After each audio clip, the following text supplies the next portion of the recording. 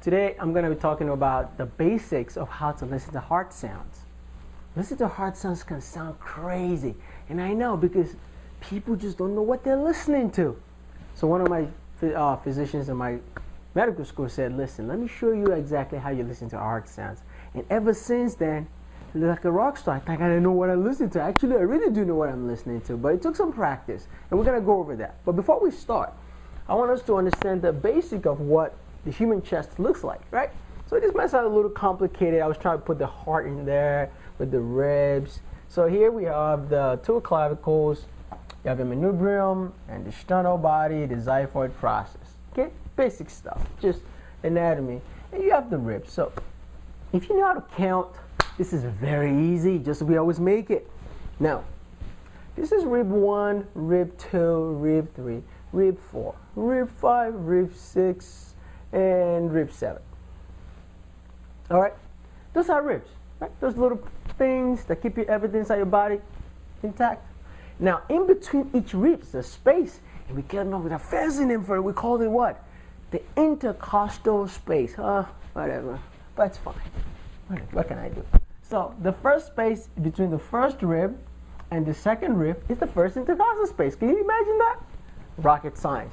So this is the first intercostal space, second, third, fourth, fifth, sixth, and the list goes on, which I'm not going to talk about. Now, we have your nice, beautiful heart sitting there. It's just a pump, guys. I love you, I know. But the heart is just a pump. Most of it's actually in here. So, and the way we listen to heart sounds is we start here at the top, in between so before we even go there, we have four valves in our heart. Let's start with the basics, okay? 4 valves. We have the nice, beautiful tricuspid valve, the mitral valve, and we have the aortic valve. And one more valve I forgot to put in there. I might just put it in here, right here somewhere. That will be your pulmonic valve. Now, the way the valves are set up and the angle at which the heart is set up doesn't make any sense when you listen to the heart, but it sort of kind of does. When we want to listen to any pathologies involving the what? The aorta, we go up in between the second and the third intercostal space. So that's called the aortic region. And there's a fancy name for it. So this is the right side of our body, and this is the left. How easy can that be? And we call this the right, which is the right side, upper, because sternal border, RUSB, right there. Right, upper sternal border, right? Upper sternal border. But it's in between the second and the third intercostal space. So kind of right in this region. It's a region. It's like kind of little area. In order to listen to our pulmonic valves, you have to listen next right here. That's called the left upper sternal body, right? This is the left side, the upper sternal body. To listen to anything that has to do with tricuspid, you drop down a little bit, and you get the left lower sternal border of the tricuspid region. There's 3 little valves between your right atrium and your right ventricle.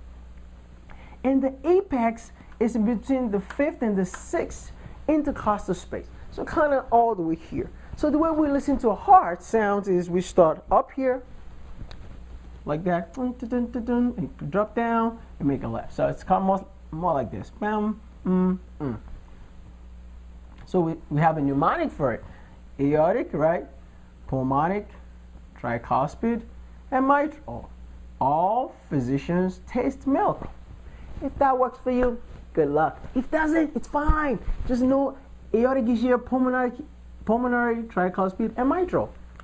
Now we're going to start by using this little cartoon, guys, to learn our heart sounds.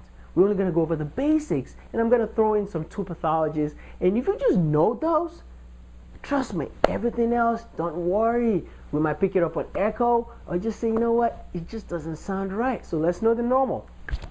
Well, we're going to need a stethoscope, right? So this is not your typical stethoscope.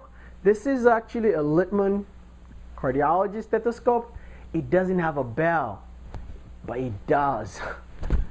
It's a different kind of stethoscope because both the bell and the diaphragm are actually combined in one. So you have to The Medicare enrollment deadline is December 7th.